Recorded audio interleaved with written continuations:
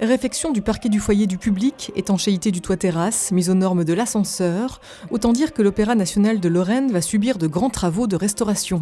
Aussi, la saison 2015-2016 ne prendra son envol qu'à partir du mois de novembre, avec un programme riche. Le mythe d'Orphée, revisité par Offenbach, mais également par Gluck ou encore Rossi. 3 opéras qui ouvriront la voie à Bizet, Zimmermann ou Donizetti. 4 siècles de musique et toujours cette volonté d'ouverture. On essaie de faire en sorte que le plus grand nombre puisse avoir accès. Alors, il y a une politique tarifaire d'une part, mais il y a aussi les choix d'ouvrages. Il faut à la fois être présent dans le grand répertoire. Le grand répertoire, c'est Les Pêcheurs de Perles, c'est Lucia di Lammermoor, par exemple. Mais c'est aussi des ouvrages moins connus. La Rose Blanche, par exemple, qui est un ouvrage contemporain. Faire en sorte de répondre aussi aux appétits des gens qui vivent ici et de leur dire venez découvrir aussi ce que vous ne connaissez pas. Aiguiser sa curiosité, tomber sous le charme des plus grandes symphonies, car l'Opéra national de Lorraine, c'est aussi un orchestre qui depuis quelques jours compte un nouveau directeur musical, en la personne du chef d'orchestre israélien Rani Calderon.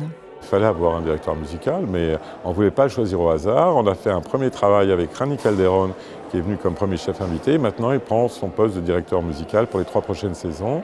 C'est important pour nous, c'est important pour l'orchestre, c'est important aussi pour l'image de cette ville, pour la qualité du travail qui est mené à l'orchestre. Et pour sa première saison en tant que directeur musical, Rani Calderon a choisi de faire la part belle aux grands classiques, Mozart, Ravel ou Berlioz. En travaillant la musique classique et spécialement Haydn, qui vraiment n'était presque jamais joué dernièrement ici, et aussi dans d'autres orchestres, il faut le dire, on obtient beaucoup, on gagne beaucoup en transparence, en clarté, en articulation, en intonation.